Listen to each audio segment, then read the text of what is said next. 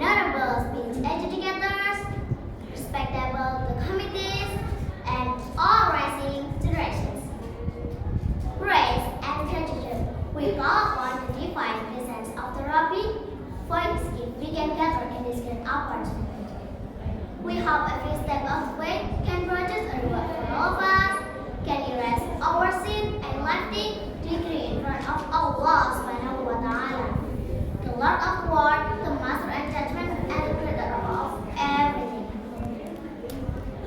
Not forget to have salawat and salam always brought out to our Prophet Muhammad sallallahu alaihi wasallam. Allahumma salli ala Sayyidina Muhammad. Dear all my friends, standing here, I would like to speak with the theme, cultural diversity is the strength of our nation. Discussing about Indonesia, we know that Indonesia is a rich country. Indonesia has cultural diversity, especially in tribes, religions, languages, and customs. And this diversity is the thing that we should be proud of. Why? Yeah, because this diversity has become the main attraction for the foreign tourists come to Indonesia. For example, Bali.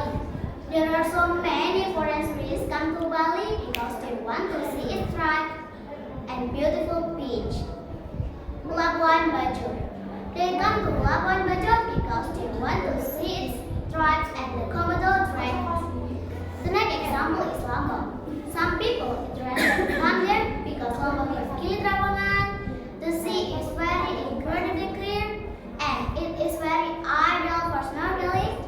For the tourists who like climbing, Morinjani is one of their destinations. And Jakarta. All of us know how many tourists come to Jakarta just because the Japanese tribes and customs. Besides Borobudur and Prambanan temples. Those are other examples because Indonesia still has so many people with its different languages and dialects. Dear all my friends, this cultural diversity actually has become the strength of our nation. So we must be able to appreciate and reflect these differences and unite with our struggle. Do you still remember Indonesia's slogan? Yes, that's right. Unity in diversity. We are different, but we are always together. Allah subhanahu wa ta'ala said in the Quran, Surah Al-Hujurat, verse 13. A'udhu billahi minasyaitonir rajim. Bismillahirrahmanirrahim.